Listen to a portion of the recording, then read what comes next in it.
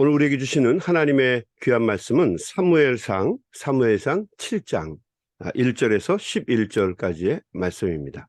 사무엘상 7장 1절에서 11절 말씀, 우리 한 절씩 돌아가면서 교독하도록 하겠습니다.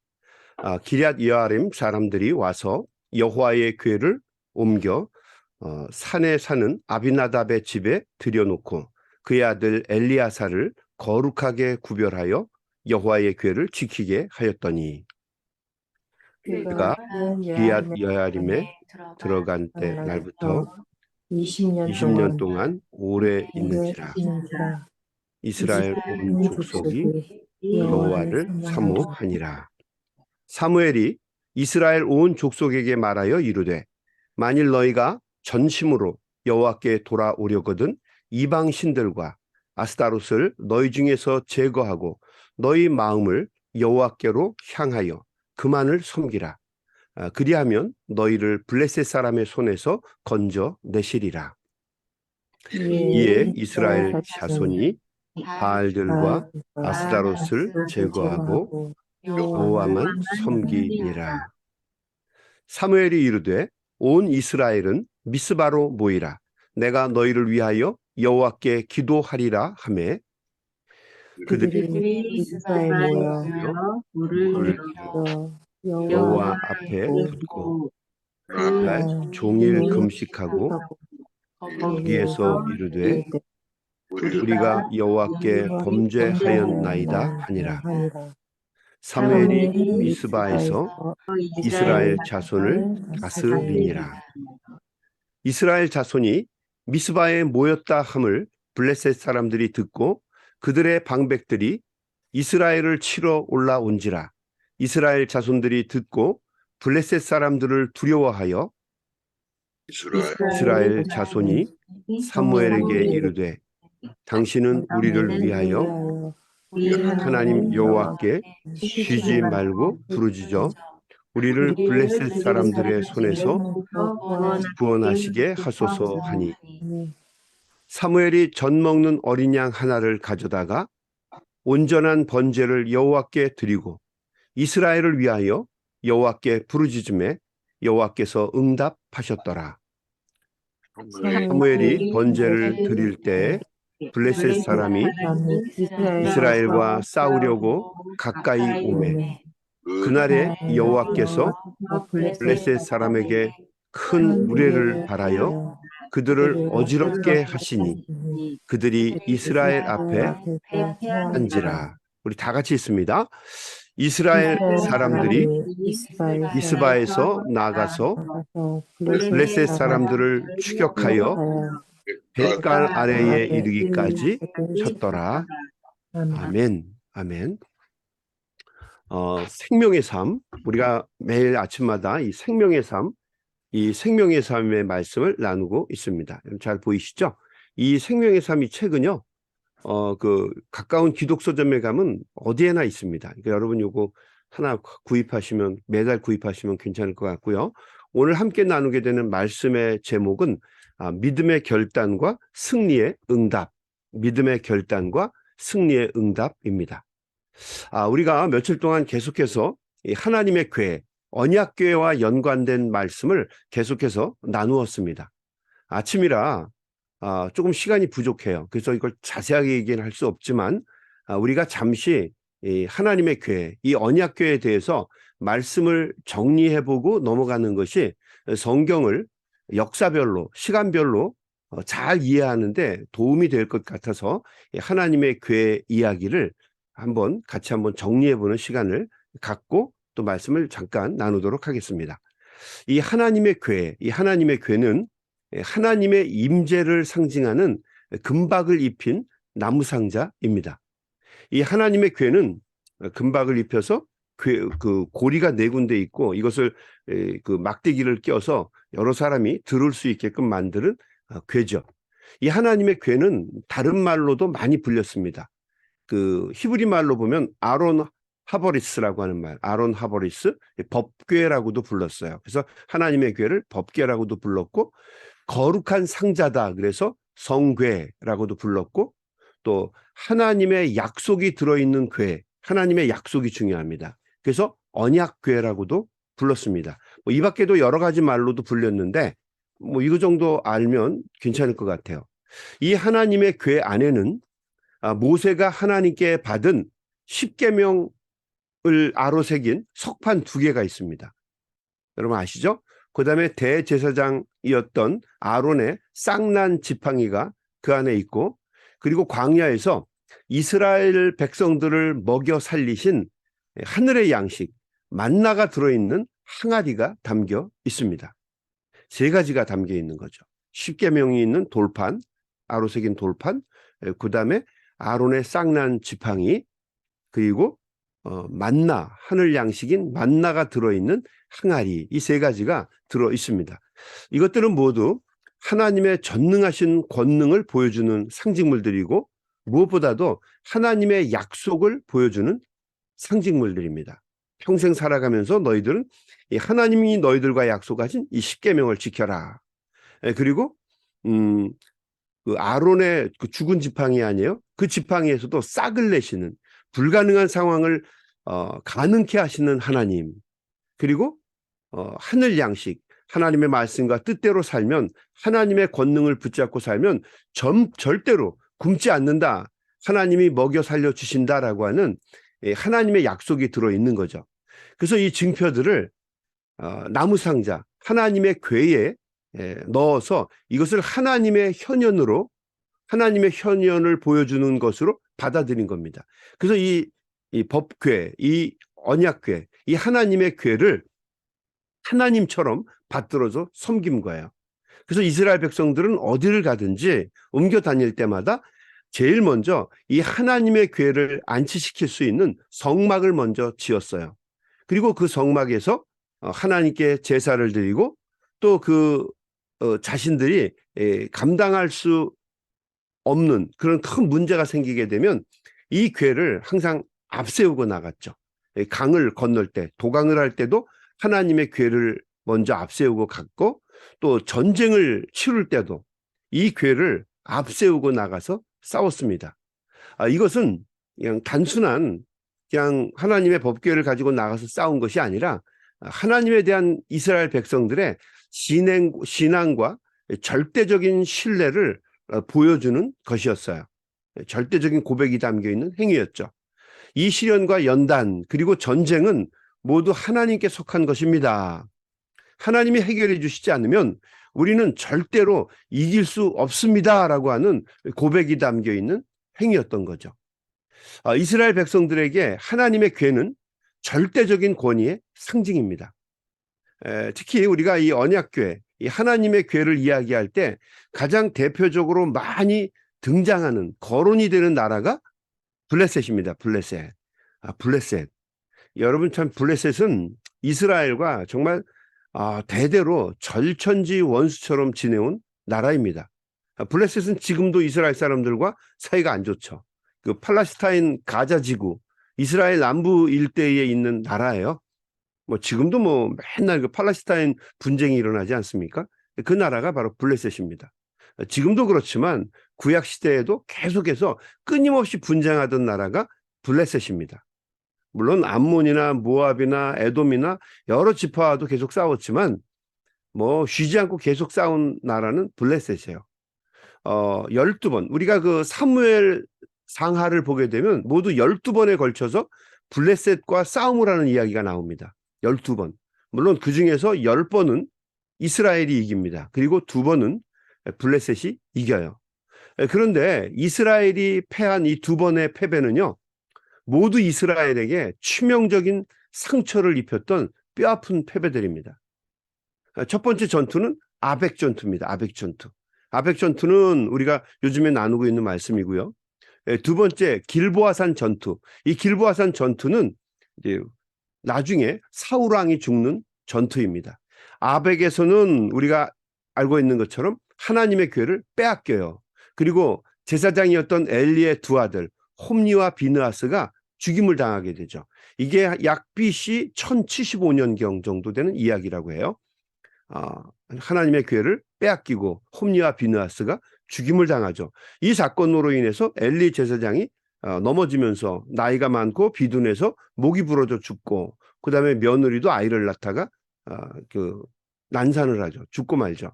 그래서 그 아이의 이름을 이가봇이다. 하나님의 은혜가, 하나님의 신이 떠났다라고 이렇게 얘기를 할 만큼 처참하게 망한 게 아벡 전투의 내용입니다. 그리고 나중에 길보아산의 전투, 초대 왕이었던 사무엘이 죽는 겁니다. 사울이 죽는 겁니다. 이것은 한 BC 1010년경에 있었던 거예요. 그러니까 이 아벡 전투가 있고 나서 약 65년, 한 70년경에, 65년경에 BC 1010년경에 일어났던 사건입니다. 사울 왕이 죽고 그의 세 명의 아들이죠. 요나단 말고 2명의 아들이 더 죽습니다. 그래서 3명의 아들이 처참하게 죽은 사건, 이것이 바로 길보아산의 전투죠. 자, 아무튼 우리가 아벡 전투, 홈리와 비느하스가 죽고 법궤를 빼앗긴 이야기로 좀 돌아가면, 아벡 전투로 법궤를 빼앗긴 후로 이스라엘은 약 70년 동안 하나님의 궤가 없는 상태에서 지냅니다. 엘리의 2 아들이 죽고 법궤를 빼앗기자 블레셋 사람들이 이 법궤를 아스돗 다곤 신전으로 가져다 놓죠. 그리고 그들의 전쟁의 그 승리의 기쁨을 나눕니다. 블레셋 사람들의 입장에서 보면 그동안 이스라엘 사람들에게 많은 패배를 경험했고 속상하잖아요. 그러니까 이 법궤, 하나님의 현현, 이스라엘의 신을 상징하는 이 법궤를 자신들의 그 다곤 신전에 가져다 놓고 마음껏 비웃으면서 잔치를 벌입니다. 하나님을 모욕하죠.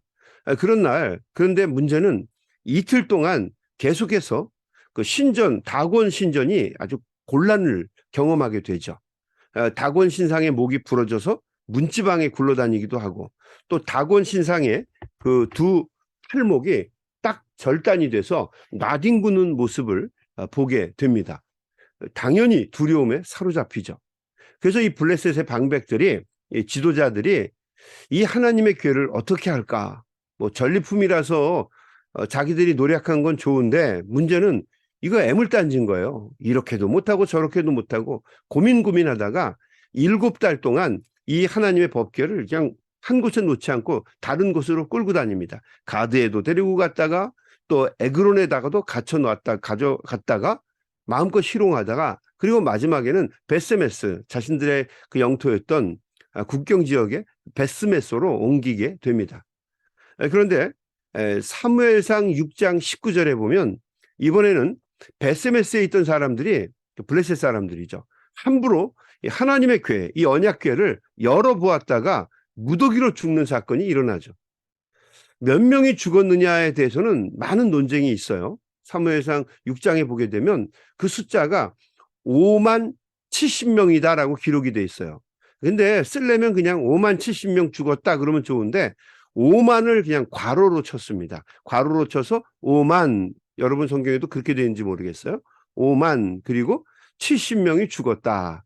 이 이야기는 뭐냐면요, 그 당시에 전해 내려오는 말로는 5만 70명이 죽었으나 그 당시에 그 베스메스에 살던 사람들이나 또 여러 가지 번역본을 보면 70명이 죽은 거로 돼 있어요. 여러분, 70명도 굉장히 많은 숫자입니다. 독일어 성경을 보게 되면 70명이라고 돼 있습니다.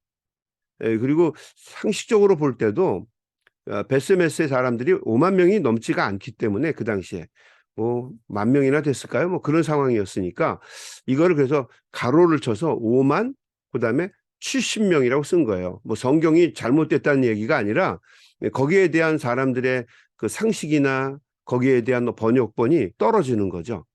그 진실 이야기야. 그래서 5만을 괄호로 치고 5만 70명이 죽었다라고 기록이 된 겁니다. 아무튼 많은 사람들이 몰살을 하게 됩니다. 자, 그러자 더욱더 두려운 나머지 죄송합니다. 더욱더 두려운 나머지 블레셋의 지도자들이 이 하나님의 궤를 베냐민 지파의 땅이었던 기럇 여아림으로 옮겨 놓게 됩니다. 그러니까 우리가 어저께 우리 말씀을 나눴던 것처럼 마차에다가 우마차에다가 하나님의 궤를 놓고 그냥 너무 급한 거예요. 그래서 그 이스라엘 땅으로 보낸 겁니다. 기럇 여아림으로 이제 보낸 겁니다.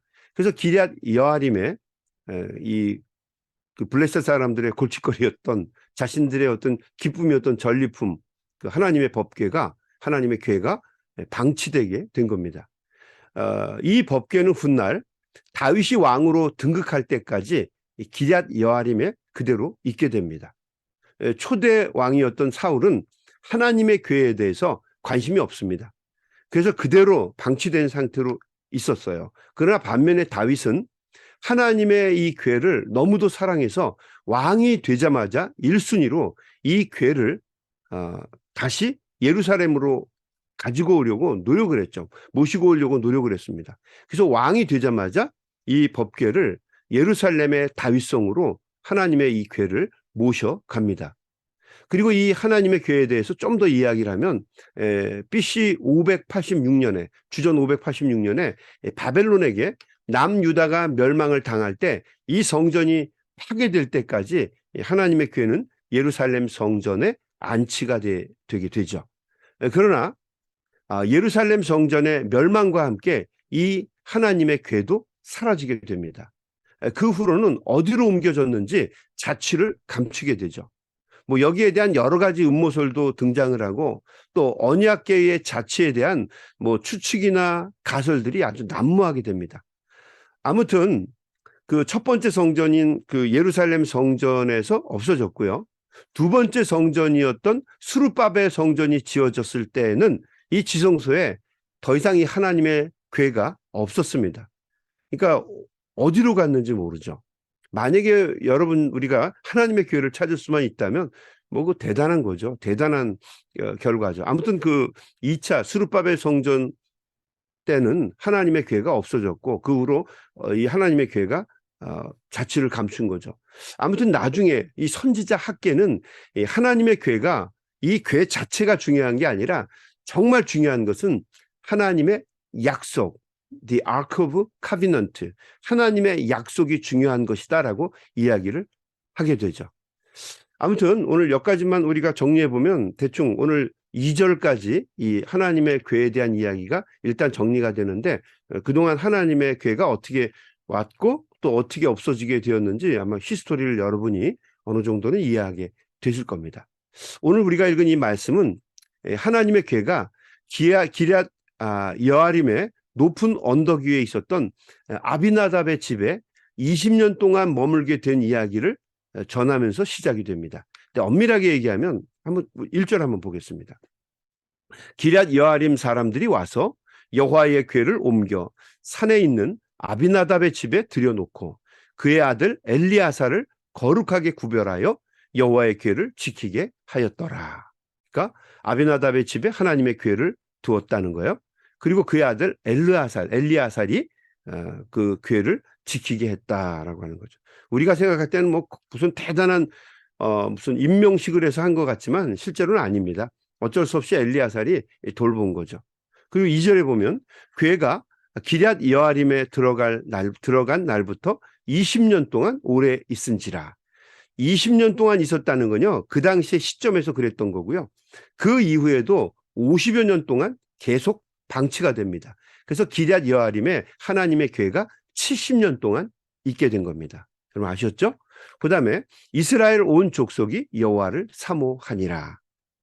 그래서 이 70년 동안 하나님의 궤가 기럇 여아림의 아비나답의 집에 있었다라는 이야기를 전합니다. 자, 그리고 이 3절 4절 말씀에는 이 지긋지긋한 블레셋과의 전쟁을 끝내기 위해서 이스라엘의 백성들에게 사무엘이 특단의 조처를 공포하게 되죠. 조치를 취하게 됩니다. 우리 3절 말씀.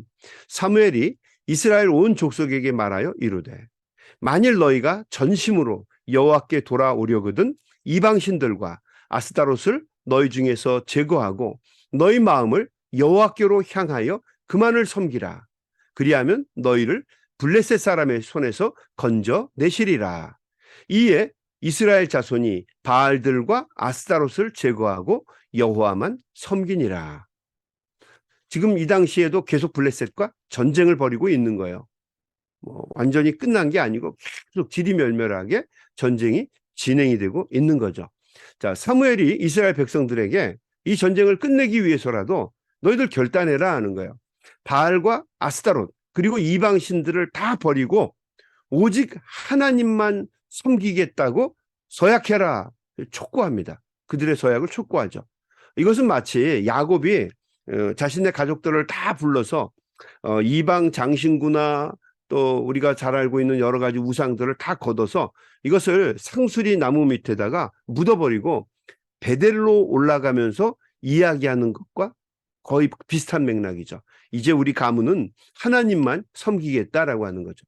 또 우리 여호수아에 보게 되면 여호수아서에 보게 되면 여호수아가 죽기 전에 이스라엘 12부족의 족장들을 다 부릅니다. 그 12지파의 족장들을 다 불러서 이렇게 선언하죠. 나와 내 집은 오직 여호와 하나님만 섬길 테니 너희들도 그렇게 하라 그러면서 촉구하는 모습과 똑같습니다. 그리고 이스라엘 백성들이 이 사무엘의 결단과 명령에 순종해서 다짐을 합니다.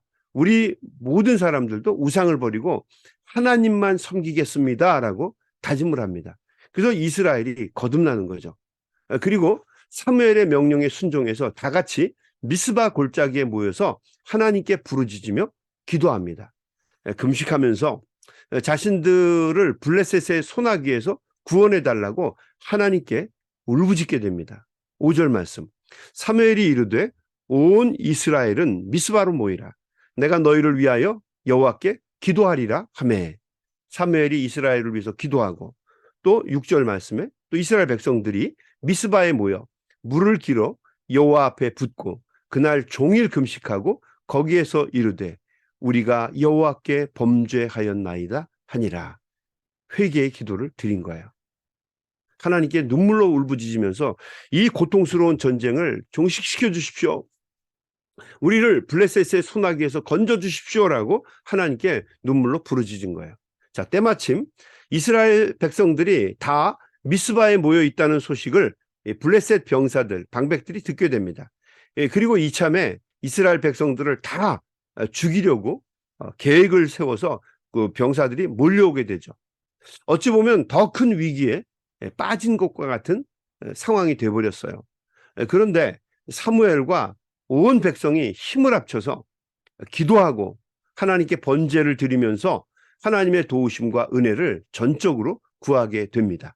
어떻게 됐을까? 놀라운 일이 일어났어요. 10절입니다. 사무엘이 번제를 드릴 때에 블레셋 사람이 이스라엘과 싸우려고 가까이 오매 그날에 여호와께서 블레셋 사람에게 큰 우레를 발하여 번개와 여러 가지 천둥을 하늘에서 발하시면서 하나님의 분노를 보여주는 거예요. 예배하는 나의 백성들을, 나에게 결단하며 다짐하는 백성들을 너희가 어떻게 침범을 할 수 있겠냐? 하나님의 분노를 보여주는 겁니다. 그들을 어지럽게 하시니 그들이 이스라엘 앞에 패한지라.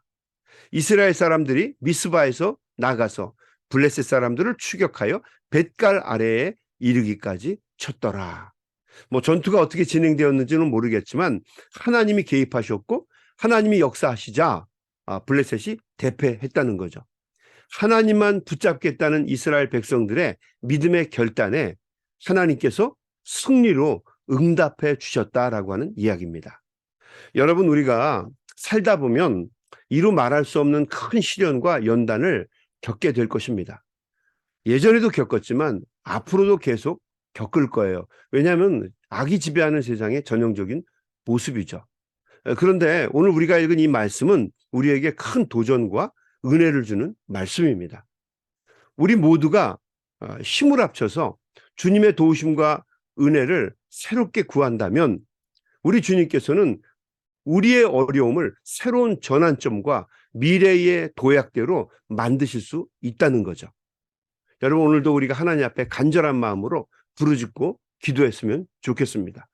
우리가 하나님의 말씀과 뜻 가운데 설 수 있도록, 하나님 기뻐하시는 모습으로 살아갈 수 있도록 주님 우리를 주장하시고 인도해 주십시오. 우리 모두의 기도가 되어야 될 것이고, 우리가 가지고 있는 여러 가지 당면의 문제, 사명을 끝까지 잘 감당하는 것, 우리가 하나님이 기뻐하시는 멋진 이스라엘과 같은 교회로 거듭나는 것, 여러 가지 우리에게 당면 과제가 있을 텐데 하나님 앞에 간절한 마음으로 기도하면서 여러분 오늘도 하나님께 부르짖을 때에 우리가 세상을 이기고 또 하나님의 사명을 잘 감당하는 소명교회로 거듭날 수 있게 되기를 주님의 이름으로 간절히 축원합니다.